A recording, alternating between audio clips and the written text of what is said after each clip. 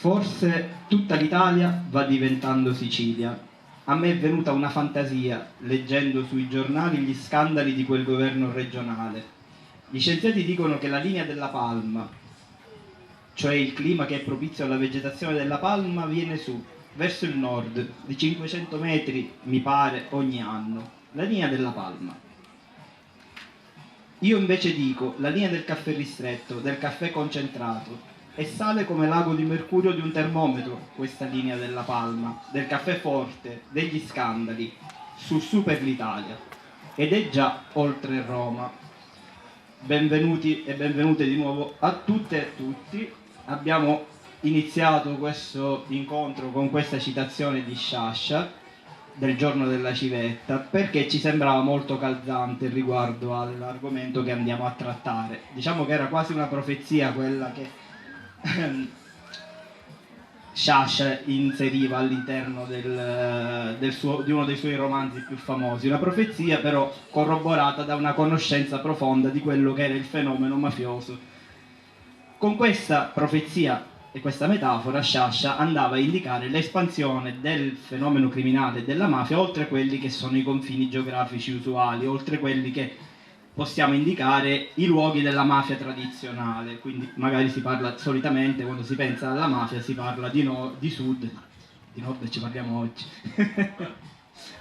Si parla del meridione e delle varie mafie presenti al sud, con il loro profondo radicamento in quel territorio. Bene, allora noi proprio abbiamo ripreso questa metafora sciasciana per trasporla sul territorio veneto e del nord-est. Infatti abbiamo intitolato l'incontro, che vuole essere non un unicum, ma un primo di una serie di incontri che tratterà da varie angolazioni questa tematica, la palma va a nord-est, per capire se davvero questa palma, questa linea della palma è arrivata fino qua sopra, se ha attecchito, se ci sono delle palme autoctone. Ne parleremo infatti proprio adesso. Come nasce l'idea di questo incontro? Nasce all'interno della sezione Ampi Battaglione Amelia. Magari qualcuno dirà, e l'Ampi direttamente con l'antimafia cosa c'entra? Cioè, magari non lo dirà nessuno, ma io ve lo dico lo stesso, perché noi siamo una sezione, diciamo, nata da poco, una sezione, tra virgolette, con molta elasticità, diciamo, giovanile, che vuole calare quelle che sono le tematiche proprie dell'antifascismo, della resistenza, della Costituzione, della partecipazione civile all'interno ovviamente non solo di una memorialistica fondamentale, ma anche di quella che è la società e il presente e l'attualità e il territorio in cui viviamo, operiamo ed agiamo. Da cosa nasce in noi l'idea di parlare di mafia? Perché ovviamente la mafia è un fenomeno di oppressione enorme. Lo sappiamo bene chi come me viene da giù, lo sa bene anche chi sta qui e ha un certo occhio critico. L'impressione però che abbiamo spesso avuto affrontando questo problema all'interno della realtà del nord-est è che spesso questo venga diciamo quasi derubricato a un fenomeno secondario o comunque un'infezione che è arrivata su un corpo sano e che invece non dovrebbe avere nulla a che fare con quello che è il territorio. È un bubbone? È qualcosa che è presente invece in maniera più profonda? Beh, da quello che sembra essere la narrazione principale, sembra essere soltanto qualcosa che è arrivato, che si limita alla cronaca spicciola o alla profonda cronaca giudiziaria, ma che non interferisce profondamente con il sistema. Eppure ci sono delle inchieste fondamentali importantissime e non sono recenti, ma sono anche già di parecchi e parecchi anni fa, che dimostrano che la presenza del fenomeno mafioso, delle mafie, è molto molto ampia all'interno del territorio, e andiamo da fenomeni quali sono quelli, per fortuna molto più rari, di casi di vero e proprio controllo del territorio, quasi come possiamo trovare in alcune realtà del meridione, pensiamo al caso di Eraclea, a fenomeni di usura, racket, ben strutturata come nelle, tra virgolette, scusatemi, migliori mafie, come per esempio il caso che è venuto a galla con l'inchiesta Aspide. Addirittura ci sono anche fenomeni di caporalato legati sempre alla criminalità organizzata. Tutto questo in quello che è, tra virgolette, il motore, uno dei motori economici dell'Italia, il nord-est. Bene, quindi noi ci chiediamo qual è la vera presenza di questo fenomeno qui e l'opinione pubblica come lo vede? I giornali normalmente come lo vedono? Perché l'impressione è sempre quella, che sia qualcosa di cui parlare, ma che non coinvolge veramente e profondamente la realtà. Perché quando si parla di mafia, probabilmente in Veneto ci limitiamo alla Mala del Brenta e lì si ferma quello che è l'immaginario più legato alla mafia. Bene, ora non ripeterò mai più la parola mafia. E per parlarne abbiamo voluto invitare due esponenti della società civile che si occupano ovviamente in ambiti diversi. Allora, il primo è Gianni Belloni, che è un giornalista, probabilmente molti di voi lo conosceranno, un giornalista, si occupa di ricerca, è il presidente il direttore del centro di documentazione veneta sulla criminalità organizzata, quindi si occupa di ricerca, di inchiesta, ha scritto qualche tempo fa un libro che si chiama Come pesci nell'acqua, che tratta proprio la tematica delle mafie e delle loro connessioni con l'imprenditoria e la politica. E poi, siccome ovviamente siamo ampi, parliamo di resistenza, c'è necessità di resistere a questo fenomeno, vogliamo vedere come lo fa la società civile che fa cittadinanza attiva. Per questo abbiamo invitato Sara Resina, che è coordinatrice del presidio di Libera di Vicenza e che ci parlerà di quella che è la realtà anche dell'antimafia, e che non è solo un'antimafia, anche quella solo memorialistica, perché serve fino a un certo punto, io penso, che si può fare all'interno del nostro territorio. Allora, intanto, buongiorno. Va bene, iniziamo un attimo ad approfondire un po' il discorso. Ora, molto velocemente nell'introduzione abbiamo nominato proprio a volo d'uccello, alcune delle inchieste o dei casi più conosciuti di mafia in Veneto, o comunque nel nord-est, o est-nord, come dici tu nella tua rubrica e sul tuo blog, che è proprio il rovescio del nord-est. Bene, noi ci chiediamo e vogliamo chiederti quali sono allora veramente le origini di questo fenomeno, che non è facile ovviamente da individuare da tutti i punti di vista. Da quanto tempo abbiamo questo fenomeno presente su questo territorio? Buongiorno intanto, grazie di aver sfidato il caldo delle 6 di pomeriggio di fine agosto, perché questa è una notizia, che faccia caldo a quest'ora e in queste date, ma insomma ci dovremmo abituare. Allora, io disobbedisco un attimo a questa domanda, nel senso che vorrei prima fare un passo indietro rispetto alla linea della Palma. Sciascia, che ovviamente non diceva le cose a caso, non dice che la Palma come dire, invade o comincia a crescere in questi territori, ma dice una cosa un po' diversa, dice che il clima che favorisce la crescita della Palma si sta alzando. E questa differenza è sostanziale e strategica per capire la cosa di cui stiamo parlando, cioè il contesto. In quale contesto le mafie possono prosperare o comunque avere una possibilità, come dire, che la loro progettualità economica, politica, sociale abbia una qualche chance. Quali sono i fattori di successo per l'insediamento delle mafie in territori di nuovo insediamento? E nel mio percorso di ricerca è stata proprio questa la domanda che mi ha condotto, nel senso che più che guardare alle gesta dei criminali, che alla fin fine sono, o alla psicologia o alla postura dei criminali, che alla fin fine sono cosa un po' banale, così come è il male, e sostanzialmente poco fertile di possibilità di cambiamento, possibilità di, in qualche modo, di comprensione, guardare al contesto che li ospita e guardare a come loro riescano e perché a intessere relazioni, che sono evidentemente il fattore vincente della loro progettualità. Faccio un altro passo indietro, perché forse su questo argomento sarebbe bene non dare proprio niente per scontato. E iniziamo proprio con una... mi autopongo la domanda più banale: che cos'è la mafia? E anche di fronte a questa domanda banale in realtà si aprono una serie di questioni. Intanto perché la mafia non parla per se stessa, no? Difficilmente si autodefinisce, non ha un ufficio stampa, non fa dei convegni, non elabora dei manifesti propagandistici, comunica a suo modo, in maniera molto, come dire, particolare, in maniera un po' obliqua, però siamo noi che definiamo la mafia, cioè in un qualche modo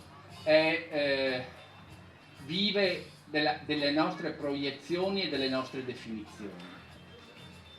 Allora è interessante capire quali sono le nostre proiezioni e le nostre definizioni di questo fenomeno qui, anche perché queste proiezioni, queste definizioni sono cambiate profondamente nel tempo. Allora, in maniera molto molto veloce e schematica, io accenno a 3 passaggi che però secondo me ci aiutano a capire come noi definiamo la mafia e come ci poniamo di fronte a questo fenomeno. Allora, la mafia agli inizi era un fattore essenzialmente culturale e legata all'arretratezza del sud Italia, della Sicilia, perché la mafia per antonomasia è cosa nostra. Quindi la mafia è il familismo amorale delle genti del sud, è la cultura del sud, è una modalità da essere, una modalità di relazionarsi. È un atteggiamento, una definizione francamente razzista, ed è un atteggiamento e una definizione che avrà delle ricadute concrete molto molto importanti. Ad esempio la legge sul soggiorno obbligato, cioè pensare che il mafioso, estratto dal suo contesto e dalla sua cultura di riferimento a Laste Basse o in un altro paesino, magari appunto del Vicentino, non possa più, come dire, fare nulla perché perde le sue relazioni, perde il suo ambiente vitale. Clamoroso fallimento e con anche rilevanti ricadute negative questo tipo di provvedimento. Pentimento di Buscetta e mega processo a Palermo, le operazioni di Falcone e Borsellino.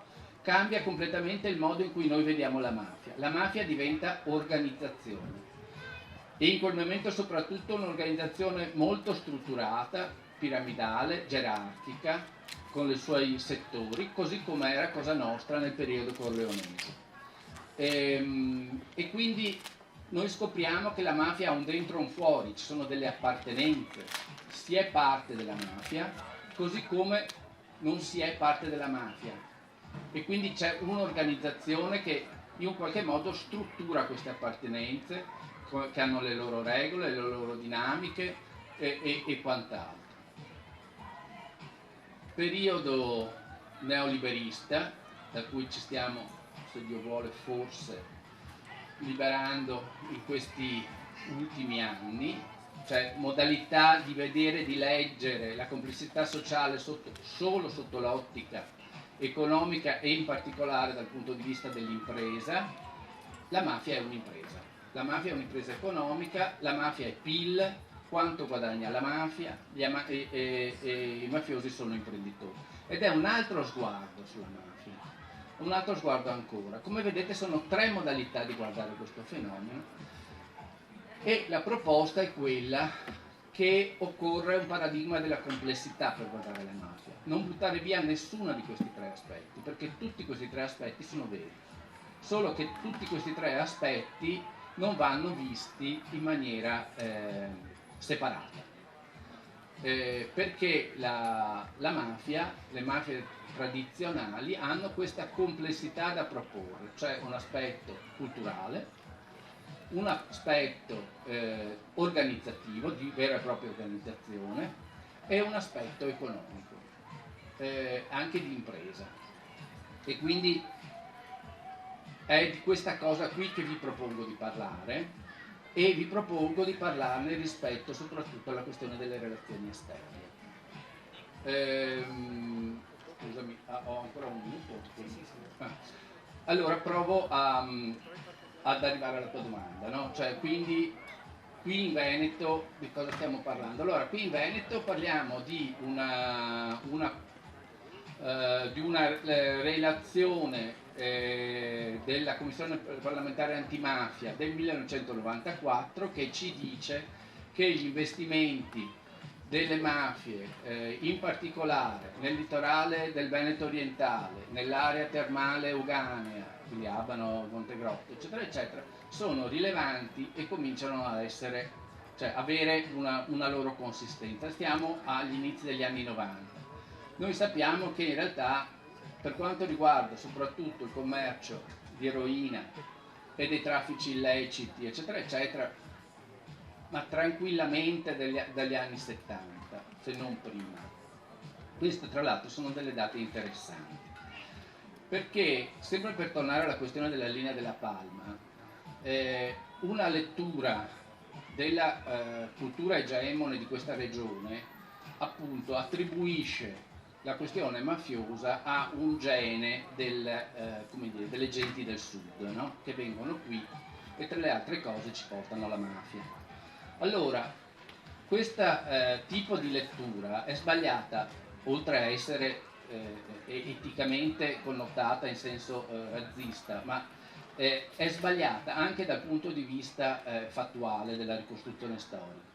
Perché se le mafie fossero state un portato dell'immigrazione dal sud, la loro forza si sarebbe manifestata pienamente dagli anni 50 e 60, quindi quando c'è stata l'immigrazione importante dal sud, che non ha riguardato il Veneto perché noi eravamo terra di immigrazione evidentemente, ha riguardato in particolare la Lombardia, ma in realtà la forza della mafia si è esplicitata a partire dagli anni 70 e 80, quando si è esplicitata una importantissima boom economico, benessere generale, ma soprattutto un modello economico che a partire dagli anni 70 e in maniera più pronunciata dagli anni 80 ha fatto perno sulle rendite e ha fatto perno sulla economia dello spettacolo, economia del turismo, economia del terziario, dei servizi, cioè su dei settori su cui e su tutto l'edilizia e la rendita immobiliare, cioè i settori su cui le mafie investono di più. Non investono certo o in maniera occasionale, in maniera strumentale nel metalmeccanico o nell'industria, perché non c'è una concezione imprenditoriale di lungo respiro, ma su questi settori qui, e quindi questi sono gli anni di svolta e che riguardano cosa siamo diventati, che tipo di modello abbiamo abbracciato, che tipo di via economica al benessere abbiamo privilegiato, ed è quello che dovremmo cominciare a domandarci.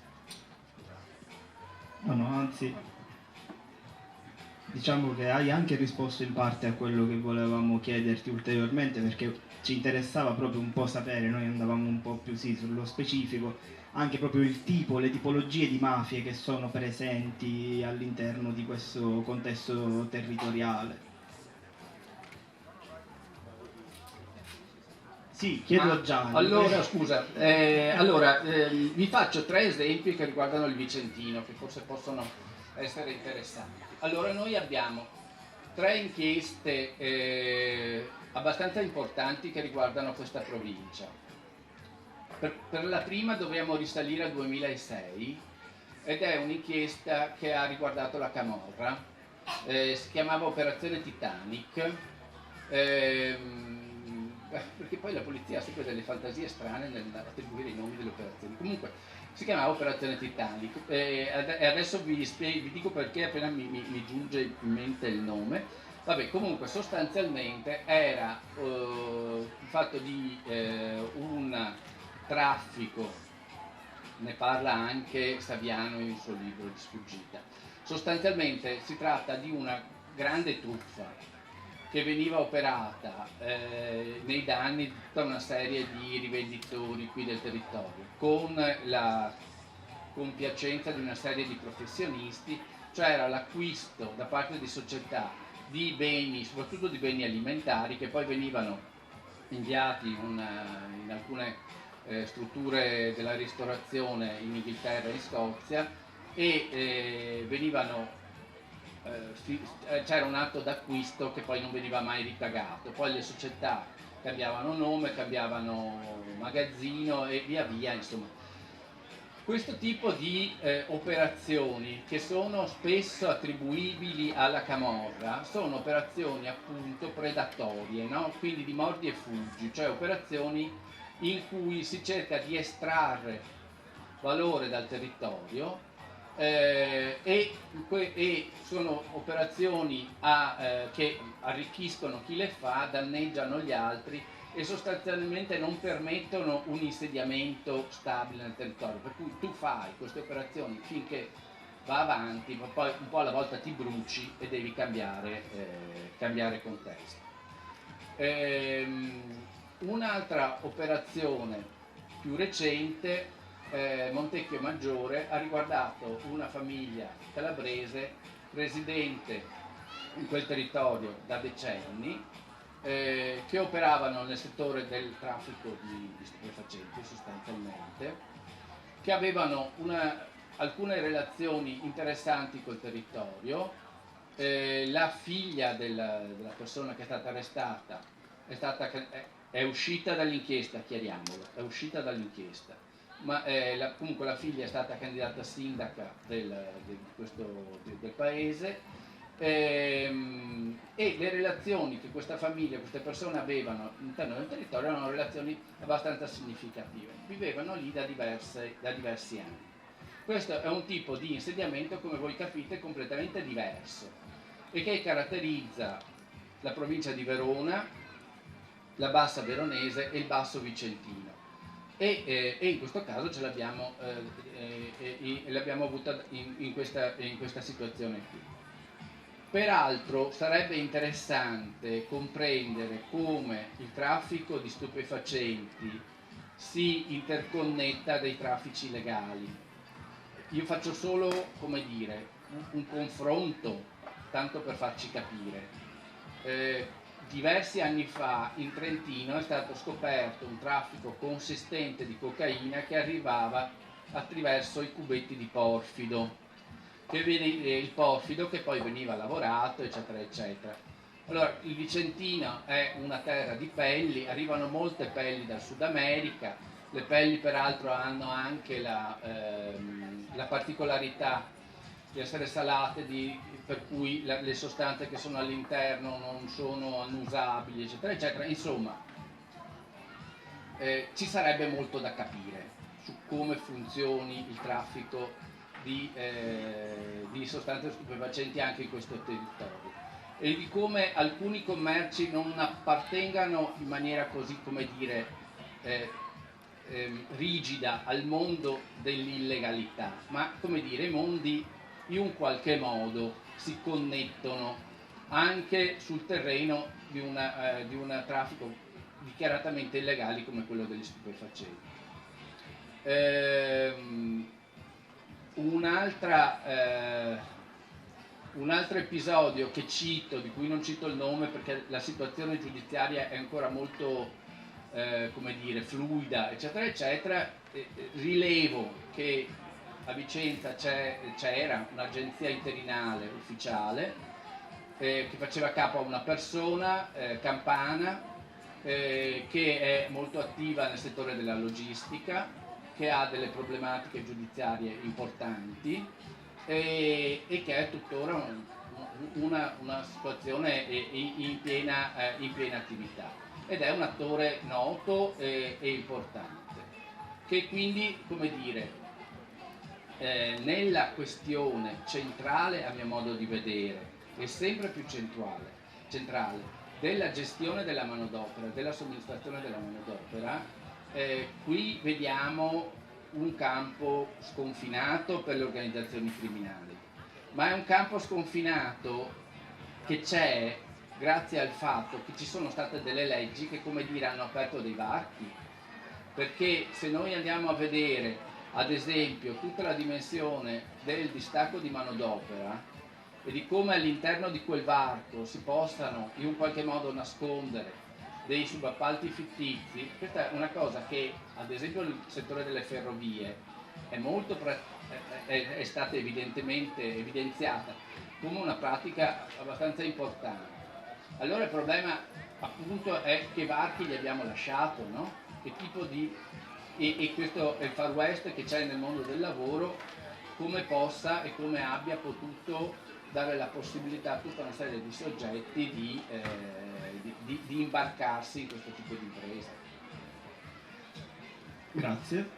Allora, proprio abbiamo fatto un rapido appunto anche a tre situazioni vicentine, questo è molto interessante e infatti voglio chiedere a questo punto a Sara, voi come Libera, quindi come associazione, rete di associazioni, anche nella vostra quotidianità associativa o comunque nell'attività che voi svolgete, come percepite questa presenza? Di cosa vi rendete conto anche lavorando su questi temi all'interno del territorio? Salve, buonasera a tutti, appunto ringrazio anch'io per l'invito. Come percepiamo allora noi il fenomeno come associazione? Beh, è una domanda abbastanza complessa. Sicuramente ci riconosciamo in tutto quello che ha appena spiegato Gianni, cioè la difficoltà, la complessità del fenomeno, non è solo l'inchiesta giudiziaria in cui ci sono magistrati, forze dell'ordine che si adoperano, che vengono coinvolte, ma c'è tutto il contesto intorno che va analizzato ed è lì che come associazione, come società civile si può intervenire, ci si può fare qualcosa, ci si può attivare per fare in modo che il contesto sia meno favorevole, ecco, all'insediamento delle mafie. Come Libera avevamo fatto una ricerca, ormai è risalente, di 4 anni fa, però proprio sulla percezione delle mafie nei cittadini.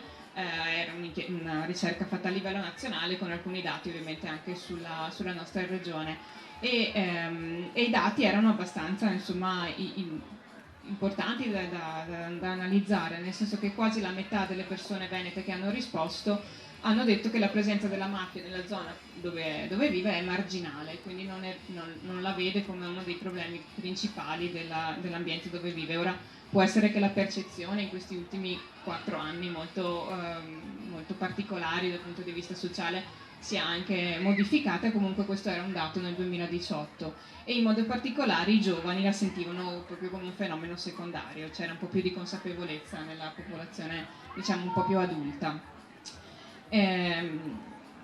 Un po' di più di preoccupazione per la corruzione, per esempio, quindi la corruzione veniva vista come qualcosa di abbastanza presente nel proprio territorio per la maggior parte dei rispondenti, mentre solo 1 su 10 la riteneva molto diffusa.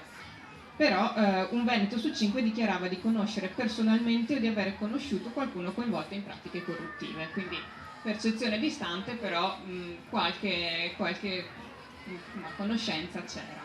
Ecco, quindi un po' per dare un'idea di quella che è la percezione che c'è anche del territorio e del fenomeno, sia da parte dell'associazione che da parte appunto della società civile, che è quello che ci interessa. Quindi sicuramente vediamo una difficoltà nel leggere il contesto, nella difficoltà nel riconoscere diciamo, le responsabilità che stanno al di fuori sono sempre di altri, non so come. C'è il mondo economico, abbiamo visto che è particolarmente coinvolto in questi fenomeni perché, voglio dire, penso che non diciamo nulla di nuovo se sappiamo che le mafie si muovono dove si può anche guadagnare, sia in modo illecito ma anche in modo assolutamente, insomma, inserirsi nel mercato regolamentato, nel mercato normale senza per forza entrare in mondi, in traffici illeciti. eppure non si vede il coinvolgimento delle persone che invece partecipano a questo mondo economico, magari nel fare qualcosa per contrastare questo fenomeno, nel rendersi consapevoli quantomeno di essere un po' a rischio. La società civile può fare, dal nostro punto di vista, molto a livello sia di informazione, che è quello che proviamo a fare anche come associazione, quindi di informarsi, di stare attenti a questi fenomeni, di studiare e di stare attenti a chi li studia, insomma, da un punto di vista più scientifico, ma può anche intervenire, cioè pretendere che alcune situazioni cambino, che ci sia da un lato trasparenza sia dal punto di vista sia nel settore appunto economico degli appalti. Abbiamo sentito adesso, insomma, questo mondo della somministrazione di manodopera è un mondo che penso che, insomma, almeno uno che non faccia parte direttamente di attività imprenditoriali fatica a comprendere come funziona, e invece voglio dire, ci coinvolge, nel senso che poi i lavoratori lì ci sono e perdono magari i loro diritti e nessuno dice niente. Ecco, questo può essere un po' il ruolo della società civile, di cercare di pretendere quello che sarebbe giusto come società civile avere da questo mondo, sia dell'imprenditoria sia del mondo politico. Diciamo che il legame con la resistenza, di cui si diceva un po' anche all'inizio, ma che si confonde un po' anche con la ricerca di libertà e di diritti un po' per tutti. Lì credo che come società civile sia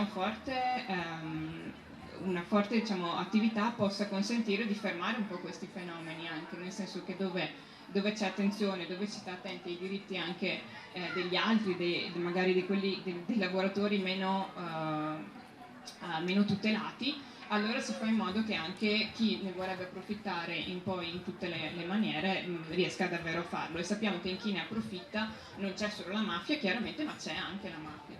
Quindi c'è la necessità di attenzione, ecco, a questo fenomeno da questo punto di vista, proprio dei diritti della società, ma anche e poi dell'informazione e della conoscenza. Grazie. Allora, Sara interessantemente diceva, interessantemente non so se esiste come avverbio, però va bene, parlava di una ricerca che era stata fatta 4 anni fa, quindi prima anche del periodo Covid e della ulteriore crisi che ci siamo trovati ad affrontare. Allora io mi domando, visto che comunque ovviamente la mafia, le mafie, le organizzazioni criminali vanno a braccetto con l'economia in un modo o nell'altro, la situazione attuale di crisi come ha influito sulla presenza delle mafie nei nostri territori? Si è accentuato? Nel frattempo mi sono ricordato perché si chiamava Operazione Titanic, perché il boss si chiamava DiCaprio. Allora, quindi era questa la connessione che mancava.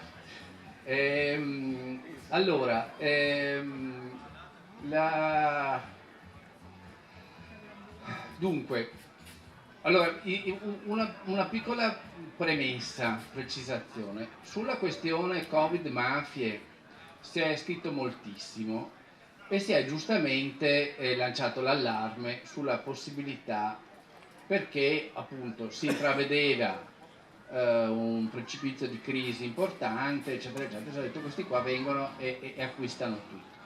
Allora, io volevo solo farvi notare che sì, però le mafie non è che vivano in un altro mondo e non hanno neanche i superpoteri, e il lockdown, soprattutto il primo lockdown molto forte che abbiamo vissuto, con l'impossibilità di spostarci, eccetera, eccetera. Ad esempio per dei trafficanti non è stato aria fresca, cioè è stato un problema per loro. Questo lo dico perché se no sembra che abbiamo appunto a che fare con la gente con i superpoteri, che comunque vada vince, che comunque vada guadagna, che comunque vada. Con la crisi dell'edilizia che è scoppiata grazie ai mutui subprime, alla bolla speculativa e quant'altro, che è ricaduta in maniera pesante nei nostri territori tra il 2008 e il 2009, anche il gruppo di Donadio del litorale veneziano ha cambiato settore, cioè ha mollato parzialmente l'edilizia perché non trainava più e si è reinventato su altre cose. Questo per dire che vivono con noi, vivono in mezzo a noi, sono fatti più o meno come noi e subiscono le fluttuazioni, i cambiamenti, l'incertezza del contesto per quanto riguarda i loro affari, ovviamente. Questo secondo me è importante da capirlo, da sottolinearlo, altrimenti noi veramente pensiamo a cose che... Allora, io quello che posso dire, di cui... Allora, le inchieste che sono venute fuori in Veneto ultimamente sono inchieste che riguardano avvenimenti abbastanza vecchi nel tempo, cioè non fotografano una realtà attuale. Quello che sta succedendo adesso non sta emergendo, cioè non ci sono inchieste recenti che fotografino una realtà attuale di quello che sta accadendo.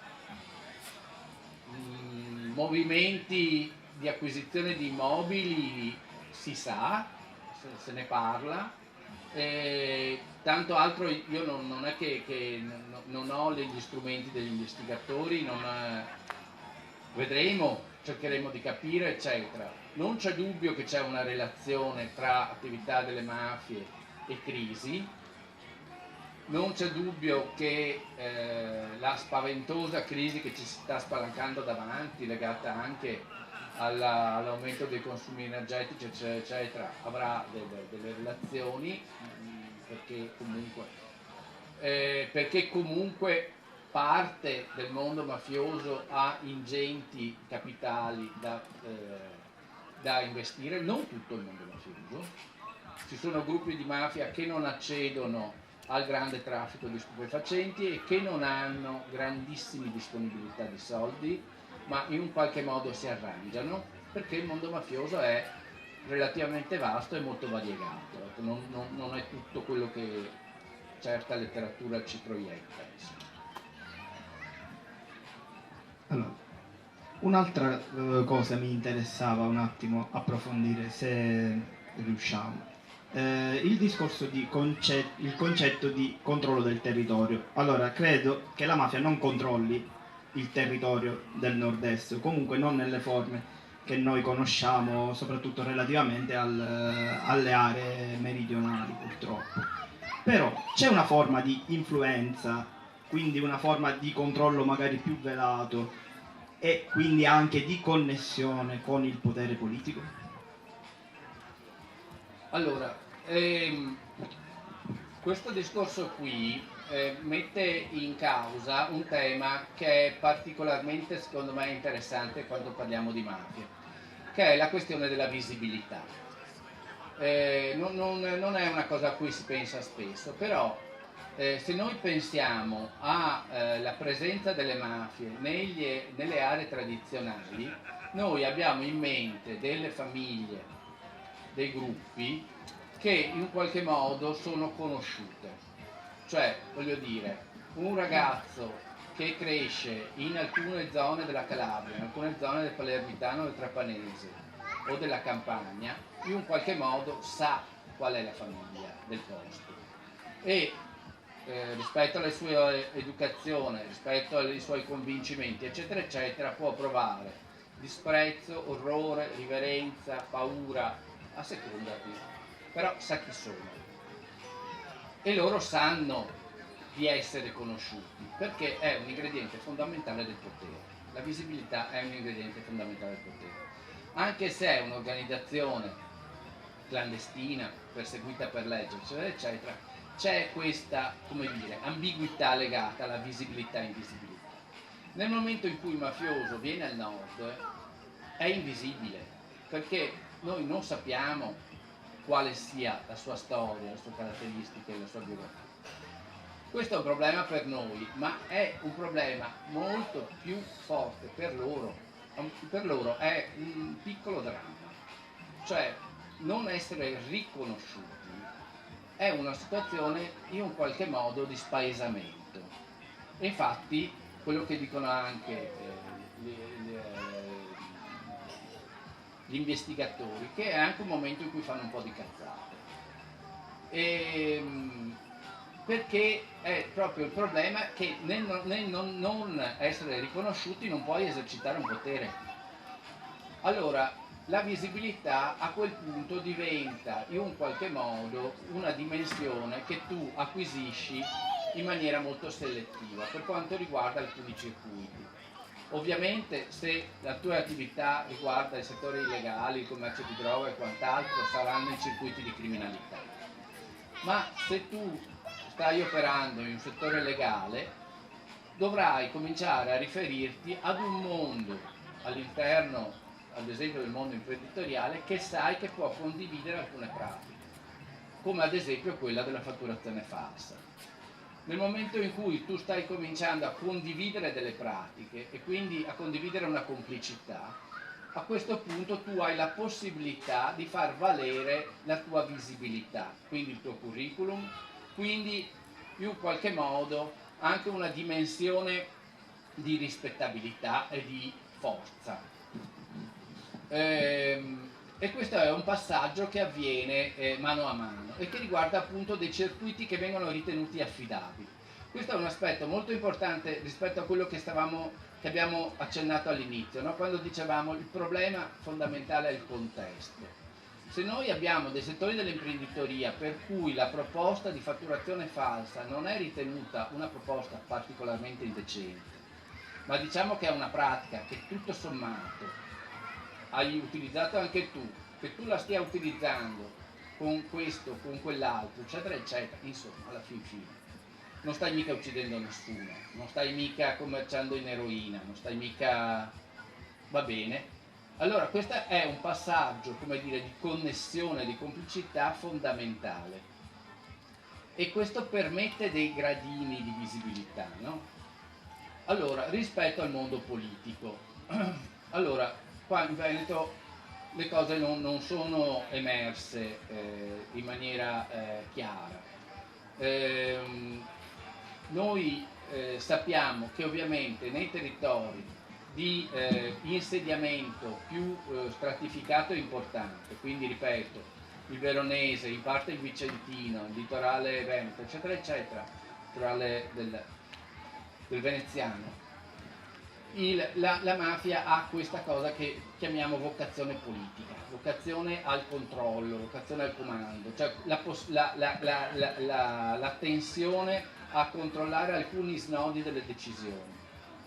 Non è un'organizzazione solo economica, no? Abbiamo parlato prima di complessità del soggetto mafioso, c'è una vocazione politica.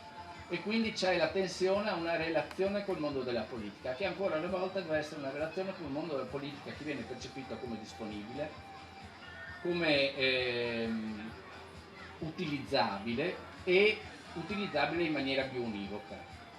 Da questo punto di vista il laboratorio più interessante, nel senso che è il posto dove le cose sono emerse con più nitidezza in questa regione, è quello veronese, in cui sono emerse, e la storia è lunga, ma quello che noi adesso possiamo raccontarci, cioè quello che è contenuto nelle carte ufficiali delle inchieste, è appunto l'elezione di Flavio Tosi nel 2012, e poi una storia che è continuata nel tempo fino ai giorni nostri, in cui c'è un rapporto tra la criminalità calabrese e appunto pezzi della politica veronese. È lunga nel tempo perché io ricordo un fatto che possiamo citare. Il ministro De Rose, socialdemocratico, quindi parliamo da chi ha i capelli bianchi tra di noi sa di che cosa parlo. Allora, i socialdemocratici avevano per statuto l'assessorato ai lavori pubblici e il ministero dei lavori pubblici, era un articolo della Costituzione bis, quindi i socialdemocratici avevano questa cosa qua e questo signore era diventato ministro dei lavori pubblici, non so, no, proprio ministro. De Rose, origini calabrese, piantato a Verona. Lui sostanzialmente si è conquistato il partito a suon di tessere che aveva raccolto nel suo ambiente, e questa è una cosa che aveva fatto molto scalpore, perché appunto c'era questa occupazione del Partito Socialdemocratico da parte di persone originarie della Calabria con dei curriculum abbastanza interessanti. Teniamo presente che in quel periodo a Verona era la Bangkok d'Italia, quindi al centro dei traffici di eroina, in parte controllati dall''ndrangheta, anche se con delle problematiche conflittuali, ma comunque insomma questo era un aspetto, dico appunto tornando indietro nel tempo. Però Verona è sicuramente un laboratorio da questo punto di vista. Di appunto richiesta di controllo di alcuni snodi decisionali particolari. Ricordo che un factotum di Grande Aracri, che era appunto nel Veronese, partecipa a 2 incontri a pranzo con Tosi e con l'assessore all'urbanistica Giacino, che poi verrà incarcerato per corruzione, per alcuni lavori, alcuni disegni urbanistici, alcune ipotesi urbanistiche che venivano messe sul tappeto. Vabbè, comunque insomma questi aspetti anche di una classe politica, come dire, disponibile, è una cosa abbastanza acclarata, ed è secondo me un aspetto su cui si dovrebbe scavare anche in altri territori. Grazie di nuovo. Allora vi volevo fare l'ultima domanda veloce, banale ma un po' difficile secondo me a Sara. No, è proprio una constatazione che io ti chiedo, così per chiudere, e poi magari se qualcuno vuole intervenire, abbiamo 5 minuti di tempo, quindi abbiamo i tempi un po' stretti. Volevo chiederti, alla fine, alla luce di tutto quello che ci hai raccontato, di quello che ci ha raccontato Gianni, riuscire a fare antimafia sociale in Veneto è difficile anche rispetto a quello... lo so, è infatti una domanda difficile, ti chiedo così giusto un accenno, poi magari anche questo lo approfondiremo più avanti perché penso che possa essere interessante. Allora, più che difficile, è importante farlo, è fondamentale farlo, ed è fondamentale non farlo da soli, nel senso che poi il territorio per fortuna poi risponde anche dal punto di vista della partecipazione, dell'interesse per i temi. Ci sono tante realtà che nel nostro territorio magari non esplicitamente parlano di mafie, però si interessano, stanno attenti ai temi che dicevo prima, un po' legati appunto all'ambito sociale, che di fatto è fare antimafia, nel senso non è necessario dire fare antimafia, essere parte di una realtà che si occupa solo di quello, ma appunto proprio perché quello che interessa è il contesto, è importante che più attori possibili si interessino di questo e cerchino di tenere il contesto il più, diciamo, il meno attrattivo possibile, il meno facilmente penetrabile possibile per questo tipo di mentalità e di atteggiamenti delle mafie. Quindi si fa, non è facile, non è facilissimo, non è scontato, però è fondamentale. Quindi insomma direi che anche iniziative come queste, legami con altre associazioni, come può essere con AMPI, come con altre realtà nel territorio ci sono, quindi proseguiamo insomma ecco, su questa strada. Grazie anche a te. Allora, se qualcuno vuole intervenire, vuole fare un intervento, una domanda, abbiamo pochi minuti di spazio.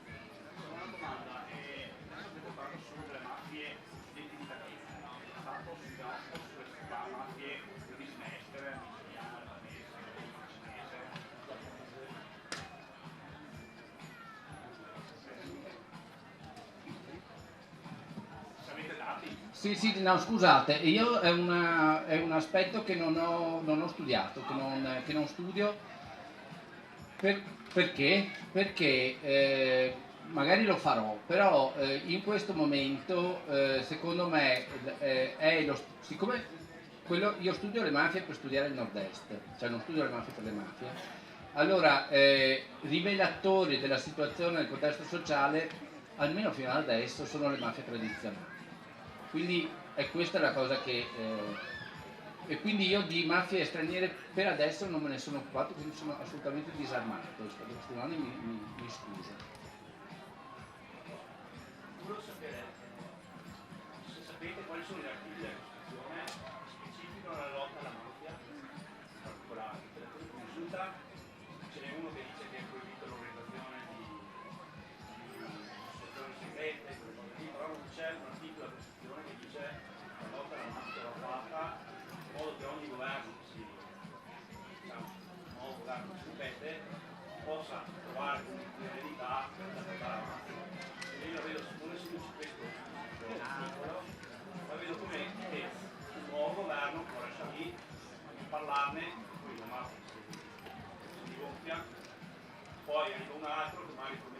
li fa, un'altra cosa fa. Ecco, questa è la mia domanda. Sì. Vai. Ah, c'è la signora dietro. Allora, aspetta, facciamo parlare.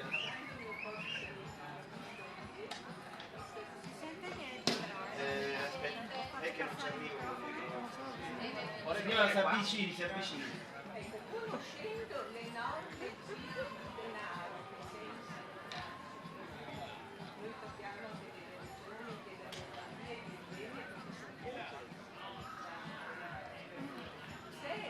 secondo lei una realtà di infiltrazione di mafie a livello di società, con una tecnologia che va a tempo, privatizzazione che va a tempo,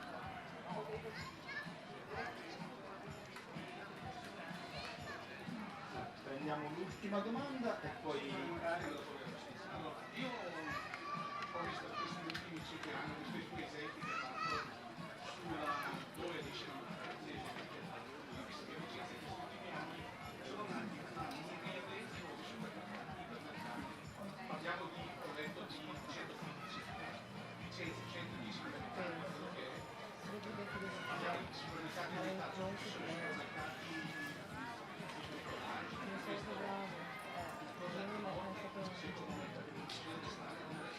supermercati un raggio di 200 metri grossi, potrebbe essere poi... si è detto che il rapporto tra l'ambito mafioso e il mondo industriale della produzione è piuttosto marginale rispetto ad altri traffici.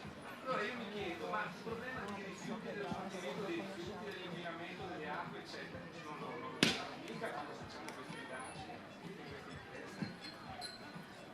Ok, basta, scusa. Un'aggiunta. All'inizio degli anni 2000 un certo boss della famiglia di Madonia, inquisito dal Falcone, è stato arrestato per licenza. E faceva, prima, insomma, comunque in quegli anni, e faceva l'impiegato in una ditta di cave. No? Iberica. Ecco, e sappiamo anche che le cave spesso sono utilizzate per occultare del materiale speciale, eccetera. Basta, chiudo qui. Grazie. Allora, partiamo dall'ultima. Ha fatto benissimo a segnalare questa cosa. Questa questione dei rifiuti diciamo, fa parte dell'ampio spettro di servizi agli è proprio quella spesso di service illegali per l'impresa, che riguardano appunto i rifiuti, riguardano percorsi per la bancarotta fraudolenta, riguardano la fatturazione falsa, riguardano una serie di possibilità che vengono date agli imprenditori per seguire il loro percorso in questa maniera rispetto a questo tipo di parabola. La questione dei rifiuti in Veneto vorrei però sottolineare che i protagonisti non sono sempre i mafiosi, anche per quanto riguarda i traffici. Storicamente noi abbiamo in mente la Campania, che era il territorio, come dire, di destinazione finale, no? Che è stata per anni il territorio di destinazione finale. Per tutta una serie di motivi, non all'inizio, ma ad un certo punto la Camorra ha preso il controllo perché aveva a disposizione le cave, aveva a disposizione il movimento terra, per cui aveva a disposizione alcune dinamiche per cui poteva controllare questo tipo di traffico, ma controllava la destinazione finale. Il resto del traffico era controllato da altri personaggi e le più grosse inchieste sui rifiuti in Veneto hanno per protagonisti dei veneti che non hanno avuto, tranne in un caso, dei legami strutturali con la criminalità organizzata. Non che non abbiano avuto legami, ma che non abbiano avuto legami strutturali, tranne in un caso, almeno di quanto si è emerso. Questo per dire che non tutta il crimine di impresa, il crimine economico è di competenza, è riferito alle mafie. Siamo in grado di fare molte cose per i fatti nostri, voglio dire. Abbiamo fatto cose importanti e interessanti e ne facciamo anche altre. E sappiamo anche arrangiarci da soli anche in questi settori qua.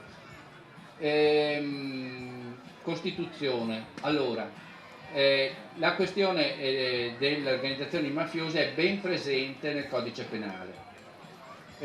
Io penso che la legislazione antimafia italiana è una legislazione imponente, importante, per quanto mi riguarda, anche sentendo esimi giuristi e protagonisti della lotta alla mafia, basta anche così.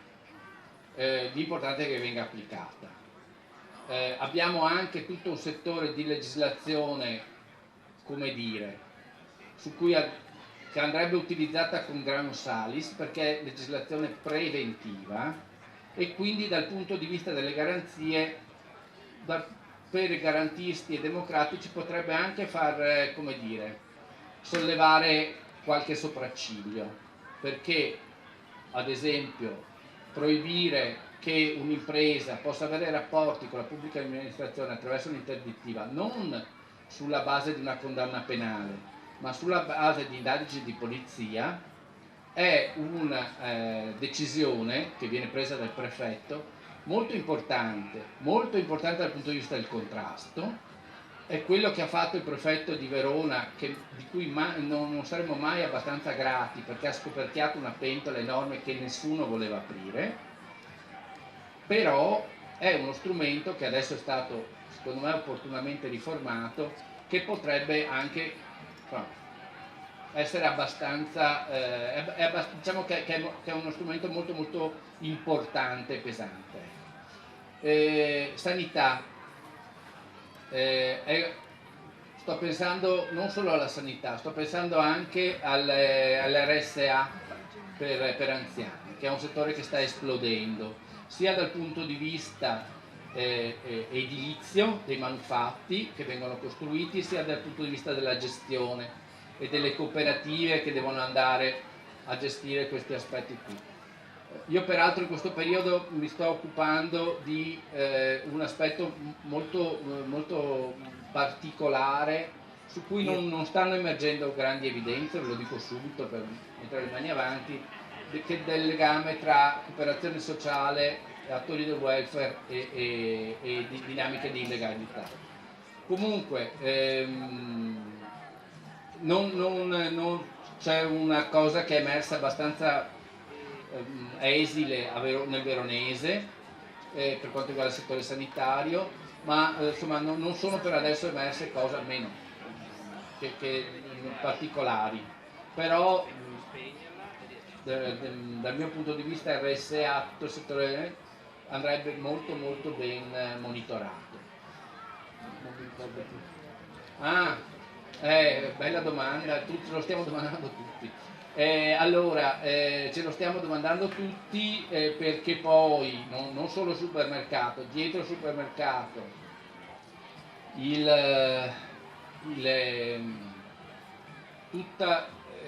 tutta la gestione dell'ortofrutta, dei mercati generali dell'ortofrutta, eccetera, eccetera, sappiamo che è un settore, il famoso mercato di Fondi, ma il mercato di Milano, cioè è tutto un settore che riguarda appunto la filiera alimentare che ha visto spesso gli interessi della mafia. Arrivare alla grande distribuzione, ci sono stati dei tentativi, ci sono inchieste che lo hanno messo in luce da parte della criminalità 'ndranghetista rispetto ad esempio anche a catene padovane, ci sono stati dei tentativi di contatto che non sono andati a buon fine. Però sicuramente insomma, è un settore da tenere molto molto d'occhio anche per il volume che c'è e per la possibilità di reimpiego e lavaggio di capitali. Allora, grazie, purtroppo dobbiamo chiudere perché l'argomento